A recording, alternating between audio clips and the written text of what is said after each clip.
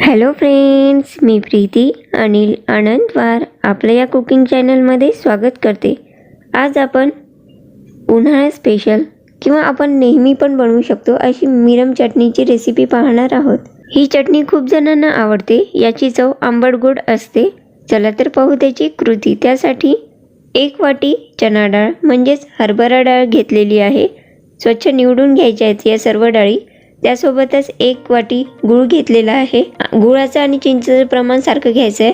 अर्धी वाटी मूग डाळ, आवडत असल्यास पाव वाटी उडदाची डाळ, 1 वाटी धणे घेतलेले आहेत, 1 वाटी तीळ घेतलेली आहे, अर्धी वाटी मीठ छोट्या वाटीनी, अर्धी वाटी तिखट, अर्धी वाटी जिरे आणि 1 वाटी वाळलेली चिंच आहे. यामधल्या बिया काढून घेतलेल्या आहे. ही चिंच 6 ते 7 दिवस उन्हात किंवा 4-5 दिवस फ्रीजरमध्ये सुद्धा तुम्ही कडक वाळवून घ्यायची आहे.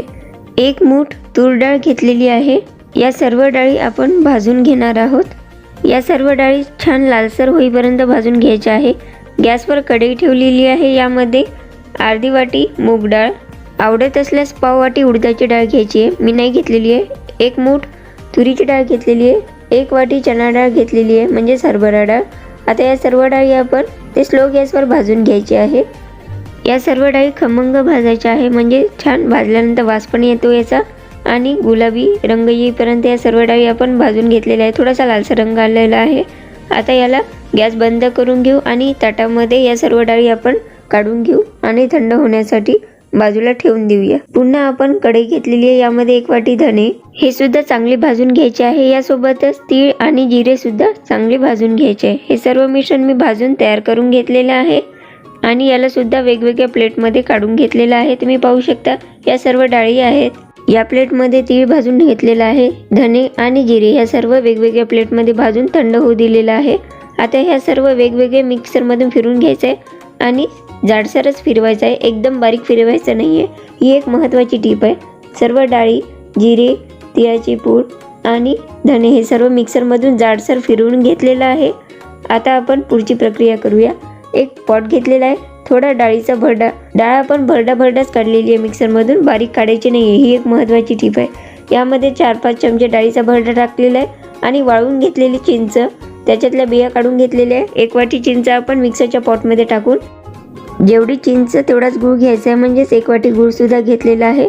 चिंच आणि गुळाचं प्रमाण सारखं असायला हवं. हे सर्व मिश्रण बारीक फिरून घेतलेलं आहे मिक्सरच्या पॉटमधून. तुम्हाला मी चमच्याच्या साहाय्याने दाखवत आहे.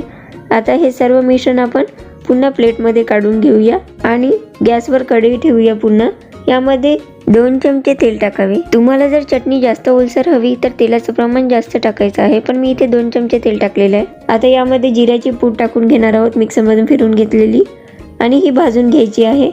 पुन्हा मिक्स करून घ्यायची आहे आणि यामध्ये डाळीचा जो भरडा काढून घेतलेला आहे मिक्सरमधून फिरवलेला तो सर्व यामध्ये टाकून घ्यायचा आहे. आपला गॅस अगदी स्लो आहे. ही एक महत्त्वाची टीप आहे. हे पुन्हा मिक्स करून घ्यायचं आहे.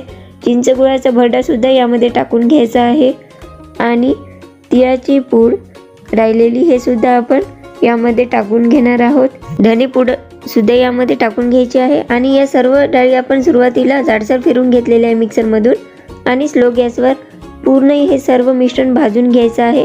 याचा रंग बदलेपर्यंत, छान गुलाबी रंग येईपर्यंत सर्व मिश्रण भाजून घ्यायचं. तुम्हाला जर चटणी ओलसर हवी असेल तर यामध्ये तेलाचं प्रमाण थोडंसं तुम्ही वाढवू शकता. हे सर्व मिश्रण आपण खूप चांगल्या प्रकारे भाजून घेत आहोत. ज्या वाटीने सर्व डाळी घेतलेल्या आहेत त्याच्यापेक्षा थोड्याशा लहान वाटीने अर्धी छोटी वाटी मीठ आणि अर्धी छोटी वाटीने काश्मीरी लाल तिखट वापरलेलं आहे. त्यामुळे आपल्या चटणीला रंग खूप सुरेख येतो. तिखट जर काश्मीरी लाल तिखट नसेल तर नॉर्मल वापरू शकता, पण काश्मीरी लाल तिखट जर वापरलं तर चटणीचा रंग अजून सुरेख येईल. आणि हे सर्व मिश्रण थोडं टाकायचं. लागल्यास तुम्ही अजून कमी जास्त प्रमाण करू शकता मीठ आणि तिखटचं. पुन्हा हे मिश्रण स्लो गॅसवर भाजून घ्यावे. अजून थोडा वेळ झालेला आहे आणि हे सर्व मिश्रण आपण चांगल्या प्रकारे भाजून घेतलेलं आहे. याला ताटामध्ये काढून थंड होऊ देऊया आणि पुन्हा हे मिश्रण मिक्सरमधून पुन्हा जाडसर भरडा फिरून घ्यायचा आहे. मिश्रण पूर्ण थंड झालेलं आहे आणि सुरुवातीला आपण भरडा फिरून घेतलेला होता मिक्सरमधून. आता पुन्हा एकदा थोडंसं फिरून घ्यायचं आहे.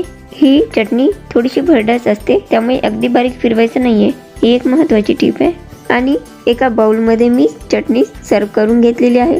तुम्ही पाहू शकता अगदी सुरेख रंग आलेला आहे आपल्या चटणीचा आणि खमंग पण झालेली आहे. याची चवसुद्धा खूप छान झालेली आहे. तुम्हाला यामध्ये मिठाचं किंवा तिखटचं प्रमाण कमी जास्त वाटलंच तर तुम्ही टाकू शकता. ही चटणी पोळीबरोबर भाताबरोबर सुद्धा तुम्ही खाऊ शकता किंवा कच्चा चिवडा बनवताना सुद्धा या चटणीचा वापर करू शकता. या चटणीमुळे चव खूप छान लागते. या चटणीची चव आंबट गोड लागते, त्यामुळे खूप टेस्टी लागते ही चटणी आणि ही महिनाभर सहज टिकते. चला तर तुम्हाला हा व्हिडिओ कसा वाटला त्याबद्दल मला नक्की कळवा. तुम्हाला जर हा व्हिडिओ आवडला असेल तर या व्हिडिओला नक्की लाईक करा.